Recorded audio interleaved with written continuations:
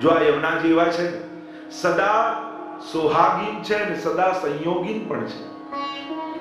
ઘણાનું સૌભાગ્ય અખંડ હોય પણ સંયોગ અખંડ ન હોય, સદા સાથ ન હોય. તમે ક્યાંય યમુનાજીના મુખમાંથી વિરહના પદ નહીં સાંભળો. વિરહના શ્લોક. યમુનાજીને અખંડ સંયોગ છે, એમને વિરહ નથી, સતત સંયોગ છે. અને એટલા માટે તો આપણે જારીજીમાં લાલ વસ્ત્ર નેવરો લપેટીએ છીએ ને, કારણ કે યમુનાજીનું રૂપ છે એ એમના અખંડ સૌભાગ્યનું પ્રતીક છે, એ પરમ અનુરાગનું પ્રતીક છે, સદાય સંયોગનું પ્રતીક છે. અને એટલા માટે જારીજીમાં પણ અનેક પ્રકારથી નેવરા લપેટવામાં આવે, ઘૂંઘટની જેમ, પટલીની જેમ, ચણિયાચોળીની ઓઢણીની જેમ. તમે જુઓ તો ઘણી વાર સીધું ખાલી પટ્ટું હોય તો જાણે ઘૂંઘટ કાઢીને ના હોય. આમ કોઈ મારવાડી જનો તમે જુઓ તો કેવા આમ લાંબો ઘૂંઘટ કાઢીને હોય, તો એ ઘૂંઘટનો ભાવ, ઘણી જગ્યાએ પટલીનો ભાવ હોય, ઘણી જગ્યાએ ઓઢણીનો ભાવ હોય. તો એ નેવરામાં પણ અનેક પ્રકારના ભાવ આપણે ત્યાં છે સાડીનો જ ભાવ. તો આવા ઘણા ભાવ. તો યમુનાજી સાક્ષાત અખંડ સૌભાગ્યવતી છે, અખંડ સંયોગવતી છે. યમુનાજીએ કહ્યું, જો બધા જ વ્રજભક્તોને આનંદ મળતો હોય તો હું આપને ઐશ્વર્ય ધારણ કરી રાખીશ. અને એક સમયે ઠાકોરજીએ પોતાનું મુગટ, પોતાના સર્વ શૃંગાર અને પોતાની કાચની શ્રી યમુનાજીને ધરાવી અને યમુનાજીને પોતાના કંઠમાંથી કાઢીને કમળની માળા આપી અને યમુનાજી હાથમાં લઈને ઠાડા છે અને ઠાકોરજી મહારાસનું દાન ગોપીજનોને કરી રહ્યા છે. અને મહારાસના મધ્યમાં શ્રી યમુનાજી પ્રભુના ઐશ્વર્યને લઈને ધારણ કરીને રાખ્યા છે. આ એક ભાવ પણ મુકુટ કાશમીનો છે. ત્રીજો એક ભાવ, ત્રીજી એક વાર્તા મુકુટ કાશમીની એ બતાવવામાં આવી.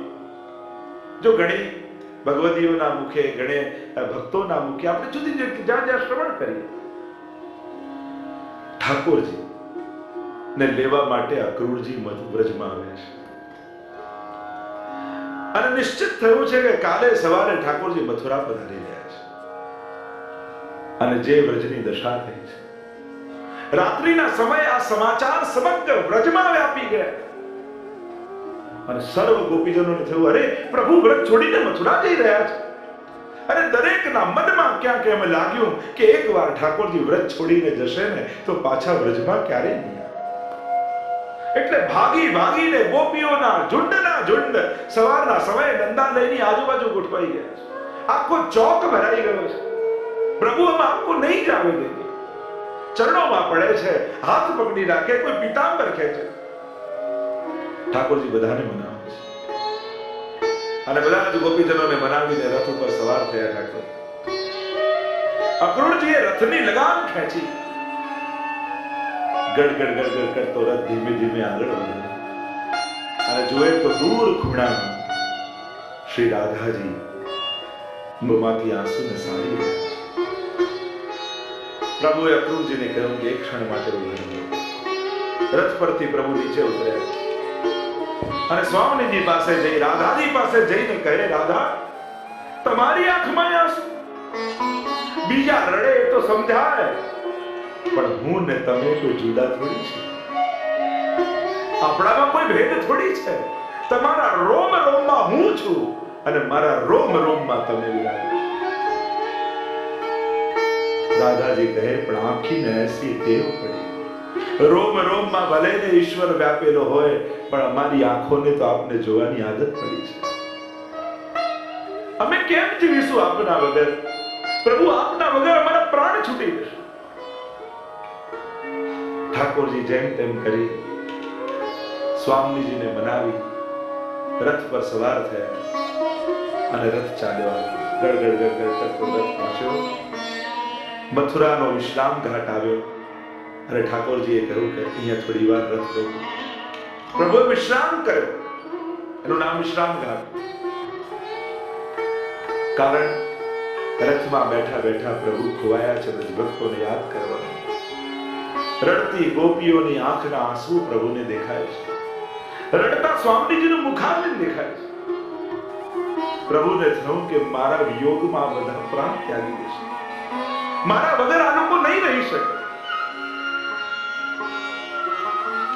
વિશ્રામ ઘાટ પર વિરાજેલા યમુનાજીના તટ પર ઠાકોરજી બ્રજ ભક્તોને યાદ કરતા કરતા પ્રભુના હૃદય છલકાઈ ગયા.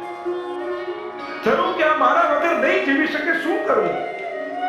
એટલે ઠાકોરજીએ નેત્ર બંધ કરી યમુનાજીનું સ્મરણ કર્યું અને યમુનાજી બે હાથ જોડી વિશ્રામ ઘાટે પ્રગટ થઈ. પ્રભુ, આપે મને યાદ કરી, શું આજ્ઞા છે મારા? પ્રભુ કહેવા લાગ્યા, આ મારા વ્રજભક્તોને રડતા મૂકીને હું અહીંયા આવ્યો. મારા મનમાં ચેન નથી પડતું અને મને એમ લાગે છે કે મારા વિપ્રયોગમાં બધા પ્રાણોના ત્યાગ કરી દેશે. હે યમુનાજી, આપ બિલકુલ મારા જેવા રૂપવાળા છો. એવા જ વર્ણ, એવા જ ગુણ, એવું જ રૂપ. મારું એક કાર્ય કરશો? હા પ્રભુ, આજ્ઞા કરો. અને ઠાકોરજી પોતાનો મુગટ કાઢી યમુનાજીના મસ્તક પર પધરાવ્યો. પોતાની સમગ્ર વ્રજલીલાની સાક્ષી એવી આ કાચની વડી કરી યમુનાજીને ધરાવી. પોતાના કંઠમાં રહેલા, કારણ કે જે પ્રભુ વ્રજમાંથી પધારતા હતા ત્યારે ગોપીઓને થયું કે પ્રભુ જઈ રહ્યા છે તો અમારું હૃદય કપાઈ રહ્યું છે. અમારું હૃદય અમારા હૃદયમાં નહીં રહે, અમારા શરીરમાં નહીં રહે. ત્યારે પ્રત્યેકનું હૃદય કમળની કળી બની અને બધા એક એક કમળ સ્વામીજીને આપી દીધા. અને સ્વામીજી એ કળીને પરોવી આખી માળા સિદ્ધ કરી અને જતી વખતે ઠાકોરજીના કંઠમાં ધરાવી દીધી. અને કહ્યું હતું, આ કમળ નથી, આ વ્રજમાં રહેલી સકલ ગોપીઓના હૃદય આપને આપીએ છીએ. કારણ કે આના હૃદયમાં આપ બિરાજો છો અને જો આપ જાઓ છો તો આ હૃદયને રાખીને અમે શું કરીશું?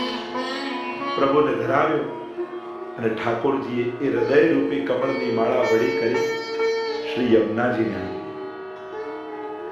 અને કહ્યું, હે શ્રી યમુનાજી, હવે આ શૃંગાર દરિયા બિલકુલ મારા જેવા લાગો છો.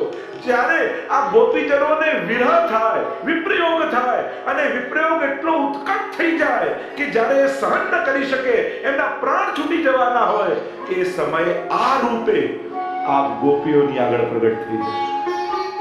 એટલે એક ક્ષણ માટે એમને એવું લાગશે કે ઠાકોરજી આવી ગયા અને એમના પ્રાણ એમના દેહમાં ટકી જશે.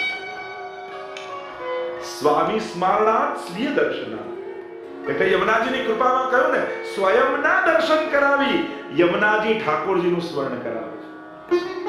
યમુનાજી કૃપા કઈ રીતે કરે? પોતાનું દર્શન આપી પ્રભુની સુધી કરાવે.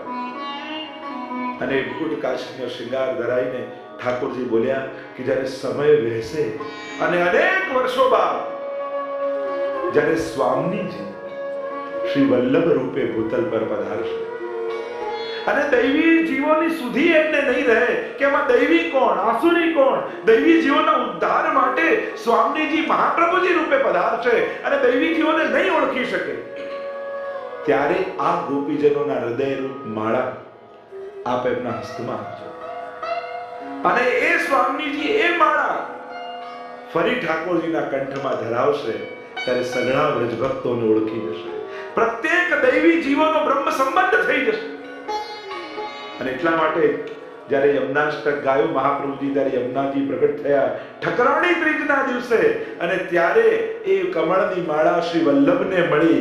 અને માળા બીજું કાંઈ નથી, એ પવિત્ર છે, જે કમળ રૂપે છે.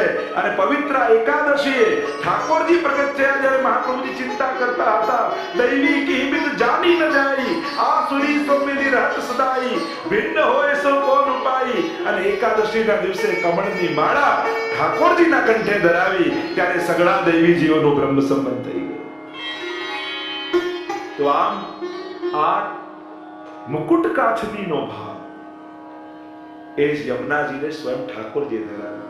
રાધા માધવ અંગતે પ્રગટ ભઈ ઇકવામ, નખતે કટીલો રાધિકા और કટીતે શીખલો શ્યામ.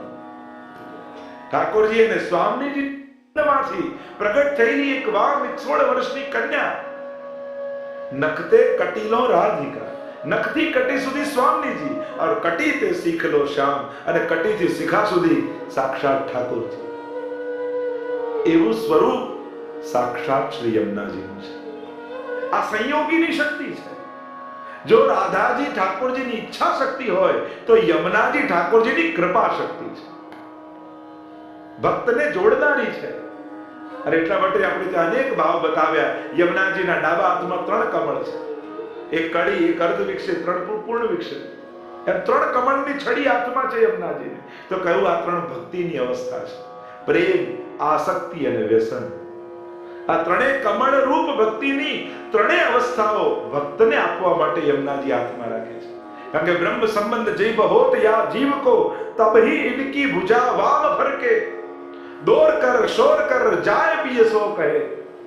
બ્રહ્મ સંબંધ જ્યારે જીવનું થાય ત્યારે એમની વામ ભુજા ફરકે છે. વામ એટલે ડાબી. ડાબા હાથમાં 3 કમળ છે ને. કારણ કે જ્યારે જીવનું બ્રહ્મ સંબંધ થાય ત્યારે દોડતા દોડતા ઠાકોરજી પાસે જઈને વધાઈ આપે છે કે પ્રભુ, જે લીલાથી મુખુટી પડેલી ગોપી હતી, ફરી સ્વામીજી એનો સ્વીકાર કરી અને આપની સાથે સંબંધ કરાવ્યો છે. અરે જીને ભૂલી જાત પિય તિને સુધી કરી દે. 41 શ્લોકમાં જો ઠાકોરજી કે આ કોણ ગોપી, હું તો ઓળખતો નથી. અને ત્યારે યમુનાજી યાદ અપાવે, આ એ જ ગોપી જે ફૂલની માળા બનાવીને પધરાવી જતી હતી. જીને ભૂલી જાત પિય તિને સુધી કરી દે. જેને ઠાકોરજી પણ વિસ્મરણ કરી દીધા છે, એમની પણ સુધી કરાવનારા શ્રી યમુનાજી છે. યમુનાજીના હાથમાં હૃદયમાં કમળની માળા, ભક્ત રાખત હિયે હાર કરકે. આ બીજું કાંઈ નથી, ભગવદીઓના હૃદય છે. યમુનાજીનો શૃંગાર એ આ ભક્તોના ભાવનો શૃંગાર છે. અને એટલા માટે આપણે આરતીમાં કે ગહેવર વંચાલ્યામાં ગહેવર વંચાલ્યા. વ્રજમાં તમે ગયા છો, ગેવરવનમાં ક્યાં યમુનાજી છે? તમે જો ગેવરવનની બેઠક યાદી કરવા જાઓ બરસાના પાસે, ત્યાં યમુનાજી નથી. તો આરતીમાં તો આપણે કઈ ગેવરવન ચાલે, કારણ કે ત્યાં માન લીલા થઈ છે. અને યમુનાજી મુકુટ કાચનો શૃંગાર ધરી અને ઠાકોરજીને માન હરવા માટે જઈ રહ્યા છે. એટલા માટે આપણે આરતીમાં ગાઈએ છે ગહેવરવન ચાલે. બાકી યમુનાજી વહેતા નથી ત્યાં. તો આવું યમુનાજીનું દિવ્ય સ્વરૂપ. हमारे हरिराय महाप्रभु जी भी कहते हैं, उभय कूल निज खंब है तरंग जो सीढ़ी मान, श्री यमुना वैकुंठ की प्रगट निसरनी जान. બંને કિનારાઓ થાંભલા છે અને એક એક લહેરો છે ને, એ લહેરો એ તો સીડીઓ છે.